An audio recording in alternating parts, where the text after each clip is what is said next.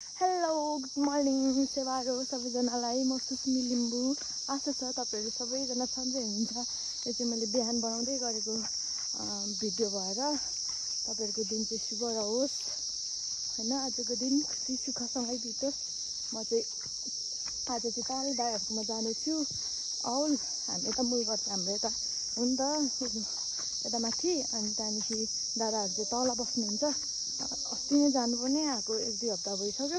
नानीहरु चाहिँ सबै यता माथि भएको कारणले चाहिँ तल त्यति जानु पनि मन लाग्दैन। आज चाहिँ यसो काम पनि छ, खाना खानु पनि बोलाउनु भएको छ, त्यही भएर जाँदै गरेको हामी 3 जना।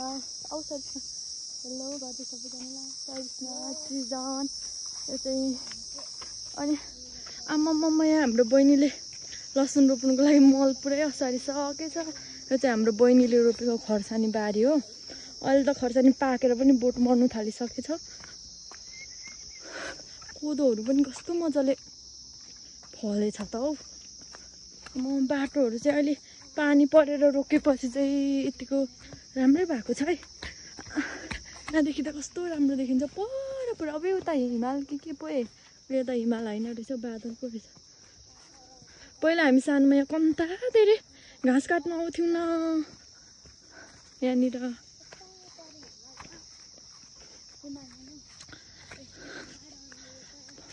आज चाहिँ मौसम राम्रै छ है यतिको। यहाँ चाहिँ हेर कस्तो राम्रो फुलेको हौ। वाउ ल तिमीलाई एउटा भयो। ल मैले त कस्तो चुड्नु त नहुन्थ्यो होला। चुडे मैले चुडे फुल चुडेर पनि कानमा सिउरिसके फुल। अझै टाइम लाग्छ 15-20 मिनेट हामीलाई पनि। पर तिजोक डाँडा भन्छ ल। फुल हिँड चक्क नगरे हिँड छिटो गएर खाना सब्जी बनाउन सघाउनु पर्ने होला। सिमीहरू त के भएको पहिलाको जस्तो के फल्दैन रहेछ हौ फल्ने चिजहरू। अनि तल हाम्रो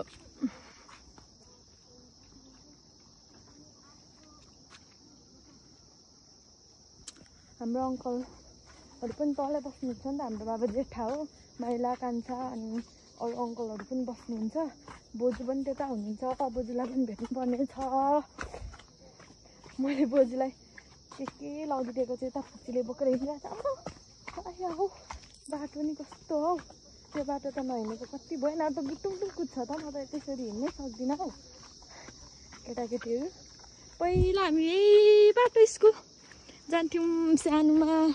मैले 5 सम्म त यतै तलको स्कुल पढेको धेरै यादहरू छ त्यो स्कुलमा पनि। त्यतिखेर त कति धेरै रमाइलो हुन्थ्यो स्कुलहरू पनि। बाटो चाहिँ यस्तो छ। पानी पर्दा त एकदम गाह्रो हुन्छ यो बाटोहरू हिँड्नु त। अहिले पानी परेको छैन त्यही भएर साँच्चै इस्कुसहरू पनि फलिरहेछ।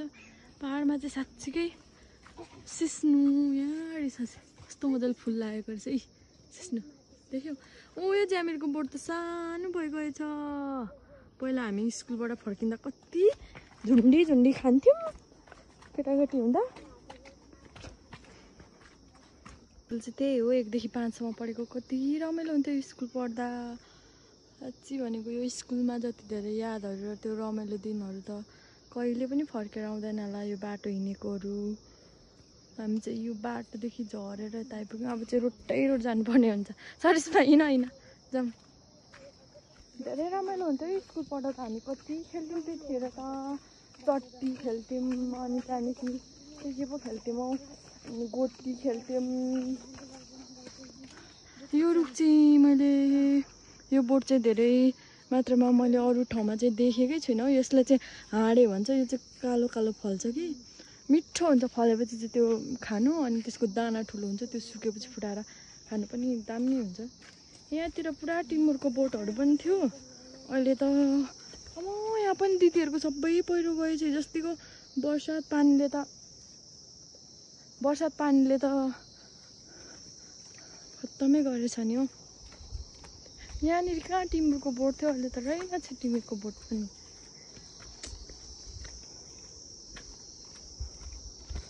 हाँडे हो यो पनि हाँडे नै होइन यो सृजन कि होइन ए हाँडेको बोट हो त म त अरू ठाउँमा चाहिँ यो कुन कुन ठाउँमा छ साथीहरू भन्नु है यो हाँडे भन्छ हाम्रोमा चाहिँ अरू ठाउँ मैले त्यति अरू गाउँमा तरेको त के कुरा गर्नु अरू गाउँतिर यता पाहाडमा पनि देखिनँ क्या कतिलाई त नाम पनि थाहा रहेनछ यो हाँडे यो चाहिँ के पो भन्छ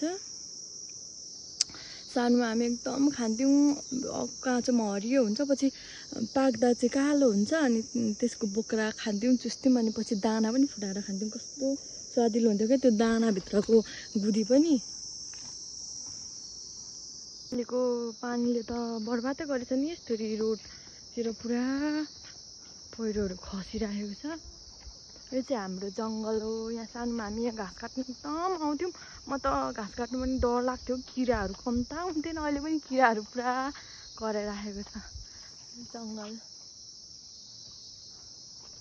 अहिले त रोड हिँडेर बर्को बोटमा आइसक्यौँ यो बर्ड चाहिँ पहिलादेखि नै हो हामी सानो हुँदादेखि नै भएको यसको चाहिँ बे पनि गरिदिएको थियो हामी सानो हुँदा अब त हामी पुग्नु आँट्यौँ वरिपरि कति राम्रो देखेको पुग्नु आँट्यौँ हामी त अब ओह्रालो निकै हिँडेपछि चाहिँ हामी चाहिँ अहिले चाहिँ आइपुग्यौँ दाइहरूको घरमा अनि कोदोहरू म यहाँनिर बाख्राहरू त पुरा छ कि क्या हो सृजन तपाईँ ला यहाँ पनि यस्तो गएछ छ्या यतातिर त सबै के भएको यस्तो हाम्रो त यता धेरै मेहनती काम गर्नेछ बाख्राहरू त अहिले त त्यति धेरै छैन कि क्या हो सृजन बाख्राहरू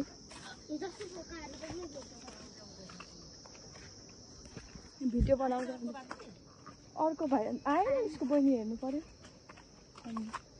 खोइ उयो किचनभित्र ऊ बनायो पहिरोले हेर्नु न यहाँ पनि पहिरो गएर बिजोकै भयो भाइ के हुँदैछस् माम खाँदैछस् ए आज दाजुले बनाएछ त नि सबै पहिरोले बित्याङ्सै गरेको थियो मकै सुन्तलाहरू यता त बबाल हुन्छ नि सुन्तला फेरि ला यता तल पनि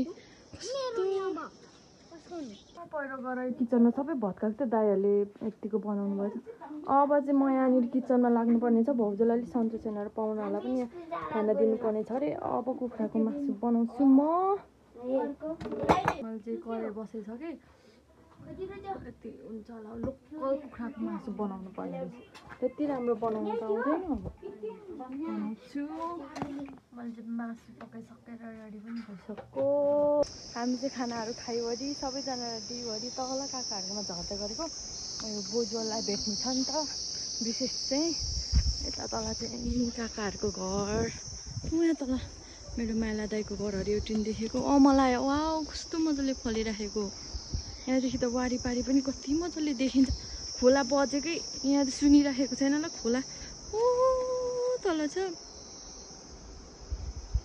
यहाँ तल बजेको पुरा सुनिन्छ ओ तल झन् साप्सु यहाँदेखि देखिन्छ यहाँ तल साप्सुको त झन् पुलै जस्तिको पानीले लगेको तलको वो चाहिँ हाम्रो काकाहरूको घर यहाँ त अदुवा हरेक हुन्छ हौ यता तल औलमा त झन् मजाले हुन्छ अदुवाहरू सुन्तलाको बोटहरू पुरा बारीको छेउछेउ बिचमा पुरा हुन्छ फल्ने टाइम अब पाक्ने टाइम हुनु आँट्यो सुन्तलाहरू पनि यहाँ तल हुने तल ठुलैचोटि गएको साप्सु भन्ने ठाउँमा चाहिँ हाम्रो काकाहरूको घर हो बोजूसँग भेट्यो गरी पनि पालाम निकालिदिएर बोजू त पालाम हेर्दै हुनुहुन्छ म अलिक तल्केर मेरो दाइ माइलाकोमा आएको छु मैले साग थोरै लानुको लागि टिपेँ बडीहरू पनि पुरै फलिरहेको रहेछ अलि माथि माथि रहेछ जस्तो टिप्नु भएर त्यही भएर बडी चाहिँ नलानु पर्यो बडी कि बोडी हौ फुल्ने कति मजाले फुलिरहेको हौ हामी चाहिँ तल मेला दाइकोमा गएर फर्किँदै पनि छौँ हेर्नुहोस् न खर्सानीहरू कति मजाले फलिरहेको छ पुरा यहाँ चाहिँ मरेन छ हौ खर्सानी पनि अब चाहिँ भिडियो म यहीँ एन्ड गर्छु घर फर्किँदै गरेको भिडियो अन्तिमसम्म हेरिदिनु भएकोमा धेरै धेरै धन्यवाद लाइक कमेन्ट सेयर सब्सक्राइब गरिदिनु होला